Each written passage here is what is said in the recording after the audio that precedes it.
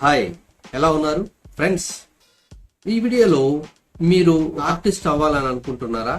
మరి ఆర్టిస్ట్ అవ్వాలి అంటే చాలా కష్టపడాలి. అవునా? నిజంగానా? చాలా కష్టపడితేనే ఆర్టిస్ట్ అవుతారా అంటే కాదు. మీరు సులువుగా కూడా ఆర్టిస్ట్ అవ్వచ్చు. అలాగని సులువు కూడా కాదు, అంత ఈజీ అయితే కాదు. నిజంగానే కష్టపడాలి, హార్డ్ వర్క్ చేయాలి, చాలా వర్క్ చేయాలి. ఎందుకంటే ఆర్ట్ అనేది డ్రాయింగ్, మనం బొమ్మలు గీయడమే కాబట్టి హార్డ్ వర్క్ అనేది చేయాల్సిన పని చాలా చాలా ఉంటుంది. మరి ఎలా ఆర్టిస్ట్ అవ్వాలి? నేను ఎంత హార్డ్గా ఉంటే హార్డ్ వర్క్ చేయాల్సి వస్తే మరి ఆర్టిస్ట్ ఎలా అవుతాను? ఖచ్చితంగా అవుతారు. అయితే దానికి మీరు చేయాల్సిన పనులు కొన్ని ఉంటాయి. ఆ పనులు ఏంటంటే, ఫస్ట్ మీరు నేను ఆర్టిస్ట్ అవ్వాలి అని దృఢంగా మీరు మనసులో ఎప్పుడైతే అనుకుంటారో తప్పకుండా మీరు 50% ఆర్టిస్ట్ అయిపోయినట్టే. అంటే ఏం చేయకుండానే ఆర్టిస్ట్ అయిపోయినట్ట అంటే అంటే మీరు ఎప్పుడైతే మీరు మనసులో దృఢంగా మీరు ఒక నిర్ణయం తీసుకున్నారో ఒక ముందు అడుగు వేసినట్టే కదా.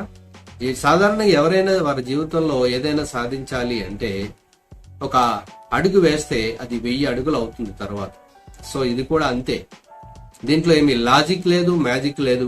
చాలా మంది మ్యాజిక్ అనుకుంటారు ఆర్ట్ అంటే, చాలా మంది లాజిక్ ఉంటుంది అందులో. అంటే ఏదో ప్రాక్టికల్ గా ఏవో మెథడ్స్ ఉంటాయి. సో అందుకనే పెద్ద పెద్ద ఆర్టిస్టులు అందరూ పెద్ద పెద్ద బొమ్మలు వేసేస్తూ ఉంటారని అనుకుంటారు. ఏమీ ఉండదండి. వాళ్ళు కూడా చాలా కష్టపడి నేర్చుకుని వాళ్ళు చాలా హార్డ్ వర్క్ చేసి వాళ్ళు ఒక లెవెల్కి రావడానికి చాలా టైం పడుతుంది. చాలా మందికి వాళ్ళ లైఫ్ లో చాలా టైంని ఆర్టిస్ట్ అవ్వాలన్న తపన ఎవరైతే ఉంటుందో వాళ్ళు తప్పకుండా చాలా హార్డ్ వర్క్ చేస్తారు. మరి వాళ్ళందరి గురించి మాకు అనవసరం. నేను ఆర్టిస్ట్ అవ్వాలంటే ఏం చేయాలి? అదే కదా మన టాపిక్. సో మీరు ఆర్టిస్ట్ అవ్వాలి అంటే ఫస్ట్ మీరు చేయాల్సింది కొన్ని బేసిక్ ఫార్మ్స్ ఉంటాయి, అవి మీరు ప్రాక్టీస్ చేయాలి. మరి దానికి కావాల్సింది ఏంటి? పెన్సిల్ కావాలి. సాధారణంగా ఎవరైనా సరే ఆర్టిస్ట్ అవ్వాలంటే ఫస్ట్ పెన్సిల్ తోనే స్టార్ట్ చేయాలి.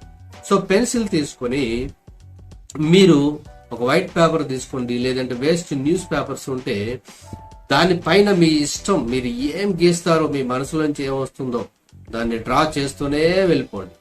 అవి పిచ్చి గీతలు అనుకోండి, లేదంటే ఇంక ఏదైనా లైన్స్ అనుకోండి, ఏదైనా మీ మనసులో ఏదొస్తే అది.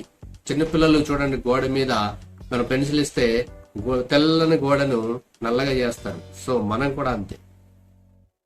మనం కూడా మొదట్లో చిన్నపిల్లలమే, ఎందుకంటే నేర్చుకుంటున్నాం కాబట్టి. మీకు ఫస్ట్ హ్యాండ్ ఫ్రీ అవుతుంది, దీన్నే ఫ్రీ హ్యాండ్ అంట. ఇది ఫస్ట్ పాయింట్. ఇక సెకండ్, కొంచెం ఆ లెవెల్ నుంచి సెకండ్ లెవెల్కి వచ్చేటప్పటికి కొన్ని బేసిక్ ఫార్మ్స్ ఉంటాయి. Triangle, rectangle, square, circle, oval, ఇటువంటివి ఉంటాయి. ఇవి మీరు ప్రాక్టీస్ చేయండి. వితౌట్ స్కేల్ తో ప్రాక్టీస్ చేయండి, ఎక్కువ చేయండి. ఎక్కువ లేవు కదా అని చెప్పేసి మీరు సింపుల్ గా చేసేయద్దు, ఎక్కువ ప్రాక్టీస్ చేయండి. మూడో పాయింట్ ఏంటంటే, ఇంటర్నెట్ లో మనకి ప్రింటెడ్ డ్రాయింగ్ పిక్చర్స్ దొరుకుతాయి. మీ గూగుల్లోనే మీకు కావాల్సిన పిక్చర్స్ చాలా దొరుకుతాయి. మీరు యానిమల్స్ అని టైప్ చేయండి, బర్డ్స్ అని టైప్ చేయండి, ఇంకా మీకు కావాల్సిన ఏది ఉంటే అది, మీరు ఏదనుకుంటున్నారు, ఫ్రూట్స్ కానీ, వెజిటేబుల్స్ కానీ, కెమికల్స్, ఏదైనా సరే మీరు టైప్ చేసి చూడండి. చాలా పిక్చర్లు వస్తాయి. ఓన్లీ అవుట్ లైన్ ఉన్నవే. నేను చెప్పేది ఏంటంటే డ్రాయింగ్ ఏదైతే ఉందో అవే తీసుకోండి. ప్రింటెడ్ ఉంటాయి. చాలా మంది ఆర్టిస్టులు వేసిన పిక్చర్స్ కూడా మీకు దొరుకుతాయి. సో మీరు వాటిని చూసి కాపీ కొట్టండి. కాపీ కొడితేనే కదా ఫస్ట్ మీకు తర్వాత, అంటే ఎవరో చేసిన దాన్ని మీరు చేస్తే అవి పర్ఫెక్ట్ గా వస్తే నెక్స్ట్ లెవెల్లో మీరు బాగా చేయగలుగుతారు. అయితే ఈ 3 పాయింట్స్ ఏంటంటే, ఫ్రీ హ్యాండ్, సెకండ్ది బేసిక్ ఫార్మ్స్, థర్డ్ది వేరే వాళ్ళ పిక్చర్స్ ని లేదా ఇంటర్నెట్ లో దొరికిన పిక్చర్స్ ని మీరు కాపీ చేయండి. ఓన్లీ డ్రాయింగ్ ఉన్నవి మాత్రమే, షేడింగ్, కలరింగ్ ఉన్నవి అసలు చేయకండి.